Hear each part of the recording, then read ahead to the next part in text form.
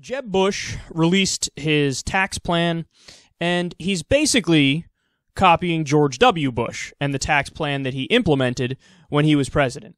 So Huffington Post reports here, they say, Jeb Bush outlined a tax plan on Wednesday that broadly resembles the tax platform presented in 2000 by his brother George W. Bush.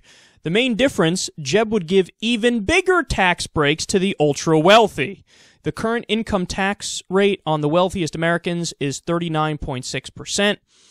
That's the marginal rate, by the way. They say where it stood when Jeb's brother ran for president in 2000. At the time, George W. Pushed to cut the top rate to 33%. Jeb would slash it to 28%. So, the rate that Bush ended up getting when he did the negotiations with Congress was 35%. So he was able to cut it from 39.6% to 35%. What Jeb Bush is saying is my starting position for negotiations is not even 33%, which is what George W. Bush's starting position was when he was negotiating to try to get the tax rate he wanted. He's saying mine is going to be 28%. That's really low. They say the nonpartisan, nonprofit Citizens for Tax Justice wrote in May 2000 that about 60% of the tax cuts proposed by the Bush campaign would go to the richest 10% of taxpayers, and 43% would accrue to the top 1%, while costing the U.S. Treasury $1.6 trillion. Jeb Bush's tax plan appears to have a broadly similar effect. Tax cuts for most Americans, but most of the benefits flowing to the richest Americans. So they do this thing, which is a way to try to hook middle-class voters and hook poor voters in, where they're going to portray this as, oh, I care so deeply about the little guy and the average Joe, and that's why I'm doing this. I want to give them a tax cut. When the reality is the majority of the tax cut goes to the rich. And when you look at the Democratic plans, they actually cut taxes for the middle class and the poor more than the Republicans do. But since the Republicans are good at messaging and good at branding, they always get out there and make the case that they're the party of tax cuts. They're the ones that want to put more money in your wallet if you're an average Joe living in Arkansas or living in Wyoming or whatever. And people just get duped into voting for them, and they believe that. If you go ask anybody at any time, even if you ask, a Democrat who follows the news fairly regularly, and you ask them, hey, which party is the party of tax cuts, they're likely going to tell you the Republican Party. When the reality is, the Democratic proposals over the last 30 or 40 years, they've all cut taxes more for the middle class and the poor, and they've either kept taxes on the rich the same or raised them slightly. Now, flip the script when you talk about the Republicans. Sometimes they give a little bit of a tax cut to the middle class and the poor, but oftentimes they raise it. But the rich get the bulk of the tax cuts. I love how a lot of Republicans go around saying, I want a flat tax proposal. And a lot of people eat that up. The sad reality is, though, if you implement a flat tax, you know what happens? It's a net increase in taxes on the middle class and the poor, and it's a giant tax cut for the rich.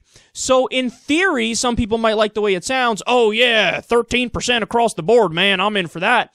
Meanwhile, a lot of people who say that, they don't understand that if they're making $50,000 or less, you're paying less than that in taxes right now.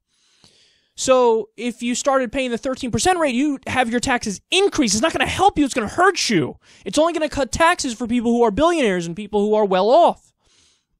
Now, another aspect of his plan is also to do a massive corporate tax break.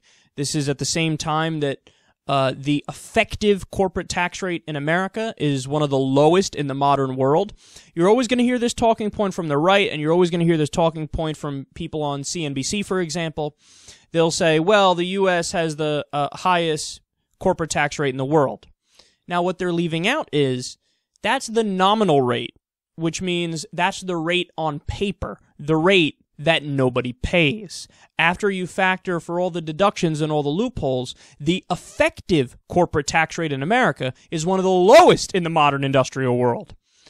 So, Jeb Bush wanting more corporate tax cuts shows you where his loyalties lie. We already have incredibly low corporate taxes, but he wants to cut them more. And also, might I add, there are some corporations in America, like GE, for example, and Honeywell, they pay negative tax rates. We went through the specifics the other day where some corporations pay a negative 60% tax rate. So in other words, that's a giant welfare check to already incredibly profitable corporations.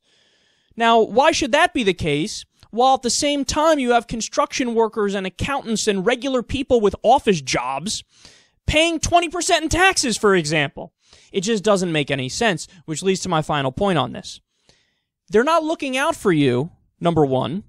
And also, number two, they don't learn from history. I find it so funny that the Republicans act like we've never tested their ideology, like we have no clue what'll happen if we implement their plans. We know what'll happen. We've seen it time and time and time again. So, for example, in the 19-teens and the 1920s, we implemented this kind of tax policy. We had very low taxes on the rich, we had massive deregulation, and what happened?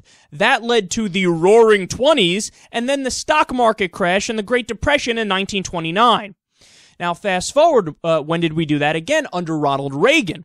So Ronald Reagan deregulated everything in sight and cut taxes on the rich. In fact, Ronald Reagan cut taxes on the rich to 28%, which is exactly what Jeb Bush is calling for. What happened? As soon as he gets out of office, we had a giant recession. Fast forward to George W. Bush.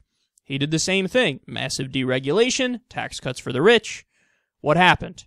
We all remember the subprime mortgage crisis. We all remember the Great Recession. Every single time we've tried right-wing economic policies, it's always ended the same way. It's a boom-bust cycle. So everything looks like, oh my God, it's so great, it's so fantastic, everything's going so well, the stock market's taking off, it looks like more jobs are being created. And then eventually, poof, it all explodes. There's a giant crash. Why? Because it's not real money, it's monopoly money. Oftentimes, under right-wing governments, you have loose credit, for example, where everybody and their mother gets a loan, but meanwhile, they can't pay that loan back, so when it comes time to pay the loan back, whoop, the game's over. Sorry, the economy crashes. This is another, problem with deregulation. This is another problem with a conservative approach.